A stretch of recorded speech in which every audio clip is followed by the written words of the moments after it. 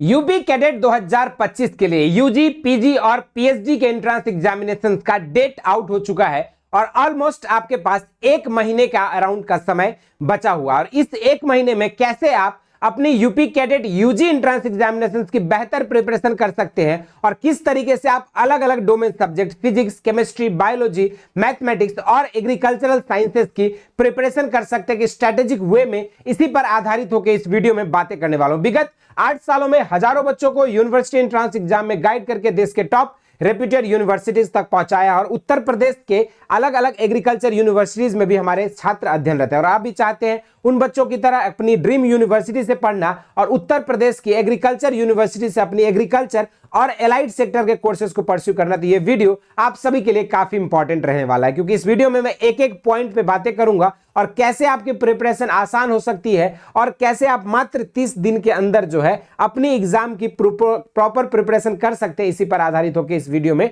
Detail में बातें करने वाले हैं। तो चलिए, शुरुआत में आपको कुछ पॉइंट्स पर स्पेशली ध्यान देना होता है जब भी आप किसी भी कॉम्पिटिटिव एग्जामिनेशन की तैयारी करते हैं। तो सबसे पहले आपको सिलेबस, उसके एग्जाम पैटर्न और उसकी जो वे ऑफ एग्जामिनेशन से किस पैटर्न में आपका क्वेश्चन आता है, टाइम और ड्यूरेशन क्या है, इन सारे चीजों पर जो है ब्रीफ आइडिया आपको लेना सबसे अनिवार्य है। और इस पर ऑलरेडी हमने डिटेल वीडियो चैनल पे बना के रखा है, इसको आप देख सकते हैं और उससे आपको एक एग्जाम पैटर्न और सिलेबस की भी ब्रीफ आइडिया लग जाएगी। और यहां पर कैसे आप उन सिलेबस के साथ अपनी प्रैक्टिस को डील करोगे और कैसे अपनी प्रिपरेशन को करोगे, इसी पर हम लोग बातें करने वाले हैं। तो सबसे पहले 5 इंपॉर्टेंट पॉइंट्स जिन्हें आपको ध्यान रखना है। सबसे पहला पॉइंट है सिलेबस अंडरस्टैंडिंग। जैसे आप देखोगे यूपी कैडेट यूजी की जो सिलेबस है, यहां पर अगर देखेंगे आपका तो 25 अगर जीके से क्वेश्चन आ रहा है तो यहां पर आपके पास 175 जो है आपके यहाँ पे एग्रीकल्चर सब्जेक्ट या फिर जो आपके अलग अलग जो डोमेन सब्जेक्ट्स है एग्रीकल्चर एंड रिलेटेड सब्जेक्ट से आएगा। जैसे मान के चलिए अगर कोई बच्चा फिजिक्स, केमिस्ट्री, बायोलॉजी है तो पीसीबी से, या कोई बच्चा पीसीएम से, या फिर किसी का मान लीजिए एबीसी है तो एबीसी से क्वेश्चंस आएंगे, है ना, किसी का पीसी है तो ये आपके जो है अलग अलग सब्जेक्ट ग्रुप से यहाँ पे क्वेश्चन आएगा। और यहाँ पर एबीसी के जगह पे जो है यहाँ पे पीएजी सब्जेक्ट ग्रुप है, तो यहाँ पे आपका 175 क्वेश्चन इससे रहेंगे और 25 क्वेश्चन जो है आपका यहाँ पे उत्तर प्रदेश की जीके से आने वाला है। तो और मैक्सिमम स्टूडेंट्स का फोकस क्या रहता है कि अक्सर ज्यादातर टाइम इस पर फोकस करते हैं, मतलब कि आपका मेन स्ट्रेटेजिक प्रिपरेशन जो है आपको इस 175 नंबर के लिए करना है। इसके लिए हाँ, यूपी जीके के 2-4 बार रिवीजन और 2-4 सीट्स आपको पढ़ लेनी है, उसमें से आप 8-10 क्वेश्चन कर ले जाओगे आराम से। लेकिन बाकी जो 175 नंबर है इसके लिए आपको चाहिए एक रिगरस प्लानिंग, एक रिगरस प्रिपरेशन और एक पार्टिकुलर प्रॉपर रिवीजन, तब जाके आप इस 175 क्वेश्चंस को टैकल कर पाओगे। क्योंकि यहां पर आपके फिजिक्स भी है, केमिस्ट्री भी है, मैथमेटिक्स भी है, किसी में आपका एबीसी है तो एग्रीकल्चर है, बायोलॉजी है, केमिस्ट्री है, फिर आपका फिजिक्स है, एग्रीकल्चरल फिजिक्स, एग्रीकल्चरल केमिस्ट्री। तो जो भी सब्जेक्ट ग्रुप से आप बिलोंग करते हैं, पीसीबी,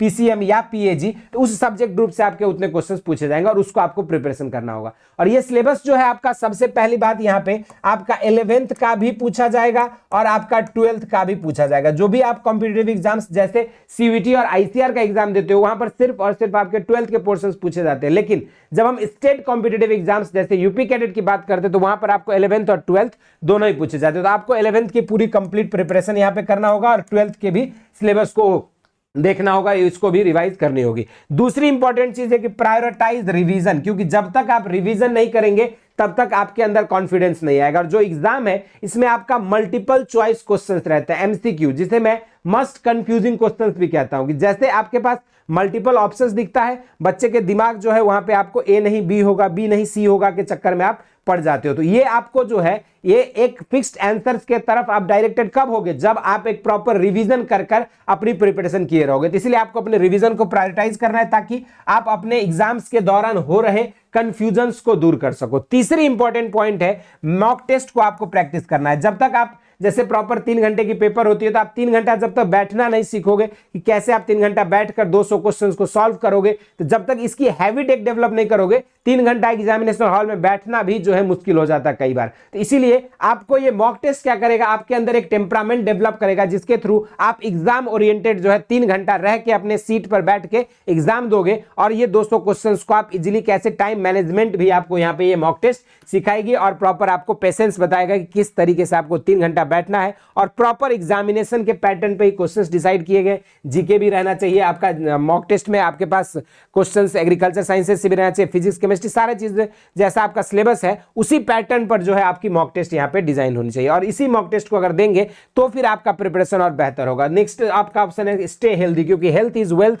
अगर आप हेल्दी नहीं रहे तो आप एग्जाम में इतनी प्रिपरेशन और इतना मेहनत के बावजूद अच्छा परफॉर्म नहीं कर पाओगे। तो इसलिए अपनी हेल्थ का बहुत ख्याल रखिए। टेक सफिशिएंट स्लीप, ये नहीं कि 12 से 14 घंटे, 18 घंटे, 20 घंटे पढ़ ही रहे, एग्जॉस्ट हो गए। डू नॉट अवॉइड ओवरलोडिंग, अपने आप को ओवरलोड नहीं करना है। जैसे मान के चलो मैं कहता हूं कि 12 से 14 घंटे आपको एक दिन में पढ़ना है सपोज, तो उसके लिए आप एक स्ट्रक्चर्ड टाइम टेबल बना लो कि कितने बजे उठोगे, कितने बजे से कब क्या पढ़ना है। इसके एक प्रॉपर टाइम टेबल रहना चाहिए आपके पास। सुबह 2 घंटा पढ़े, और जैसे आप पढ़ रहे हो तो स्टडी आवर्स के बीच में एक आपको शॉर्ट ब्रेक भी होना चाहिए। लेकिन अक्सर स्टूडेंट्स जो एक गलती करते हैं कि इन ब्रेक्स के दौरान जो अपनी मोबाइल और सोशल मीडिया की तरफ चले जाते हैं, गेम्स की तरफ चले जाते हैं कि 10 मिनट पढ़ लिया, आधा घंटा 2 घंटा पढ़ लिया, 10 मिनट गेम खेल लेता हूं। तो ब्रेक्स के दौरान आप इस तरह के जो है वेस्टफुल काम ना करें। ब्रेक के दौरान आप क्या करिए, थोड़ी देर गए खुले में टहल लिए, थोड़ी देर गए अपने पेरेंट्स से बात कर ली, भाई बहन है तो उनसे बातें कर ली, उनसे डिस्कस कर लिए, एग्जाम्स के बारे में, करंट की सिनेरियो के बारे में डिस्कस कर लिए 10 मिनट का, और उसके बाद फिर आके अपने back to your study hours, आपका बैक टू पढ़ाई आना है। ये नहीं कि उसी समय आप गए कहीं गेम खेलने लगे, 2 घंटे तक आप गेम में उलझ गए। तो इसमें क्या है कि आपका एक एक घंटा आपके लिए क्रूशियल है और एक एक सेकंड आपके लिए इंपॉर्टेंट है। तो यहां पर टाइम वेस्ट करने का कोई गुंजाइश नहीं है, क्योंकि आपके पास आखिरी 30 दिन बचा, और यही आखिरी 30 दिन आपको डिसाइड करेगा कि आप इस बार किसी एग्रीकल्चर यूनिवर्सिटी में जा रहे हो, अच्छे आईसीआर से एफिलिएटेड, या फिर किसी भी जो है लल्लू पुल्लू कॉलेज में आप एडमिशन ले रहे हो। तो ये डिसाइड करने का वक्त है, और यही 30 दिन का आपका जो रवैया रहेगा, आपका जो मेहनत का पैटर्न रहेगा, यही डिसाइड करेगी कि आपका आगे का भविष्य जो है किस यूनिवर्सिटी में है। तो ये चीज आपको डिफाइन करना है। और दूसरा चीज, ओवरलोडिंग तो बिल्कुल नहीं रखना है, अपने आप को बिल्कुल स्ट्रेस फ्री रहना है, क्योंकि जैसे आप सर पे बोझ लेके अगर आप चलने की कोशिश करोगे तो कुछ दूर तक चल पाओगे, फिर थक के आप वहीं थक हार के बैठ जाओगे। लेकिन अगर आपका दिमाग ओपन रहेगा, खुला रहेगा, किसी भी तरह की स्ट्रेस नहीं रहेगी, तो आप रेस में काफी दूर तक जाओगे और विनिंग पॉइंट तक पहुंच के अपनी सफलता को भी हासिल करोगे। तो इसलिए अपने आप को ओवरलोड बिल्कुल नहीं रखना है, रिलैक्स रहना है। और इस सारी चीजों के साथ आप सभी के आखिरी 30 दिन की मेहनत को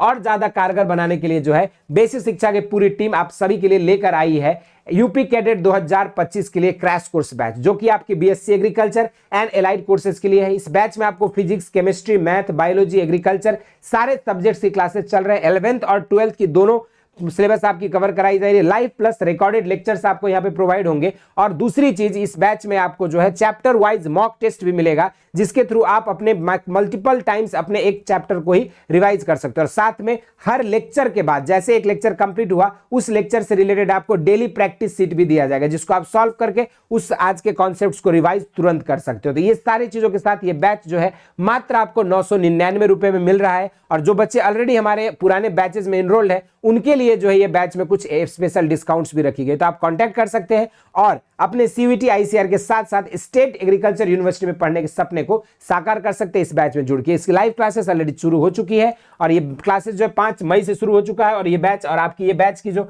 आखिरी क्लास होगी वो आपका 5 जून तक आपकी कंप्लीट करा दी जाएगी। और आपकी एग्जामिनेशन जो है 11 जून को है, यानी कि आपके पास फिर 1 वीक का जो है मास्टर रिवीजन स्लॉट भी मिलने वाला है अगर इस बैच में आप इनरोल होते हैं तो। और उसी के दौरान आपकी प्रिपरेशन से रिगार्डिंग मैराथन्स और एमसीक्यू सीरीज और ये सारी चीजें भी प्रोवाइड की जा रही है। तो आप यूट्यूब पे भी फॉलो कर सकते हैं फ्री लेक्चर्स को और अपनी प्रिपरेशन कर सकते हैं। और साथ में अगर चाहते हैं एक अच्छे से प्रिपरेशन करना, डिटेल नोट्स, मॉक टेस्ट और डीपीपी सीट के साथ, तो इस बैच में एनरोल होकर अपने प्रिपरेशन को बेहतर कर सकते हैं। इस वीडियो में इतना ही। इस तरह के इंटरेस्टिंग एंड अमेजिंग वीडियोज के साथ मुलाकात होती रहेगी। स्वस्थ रहें, मस्त रहें। धन्यवाद।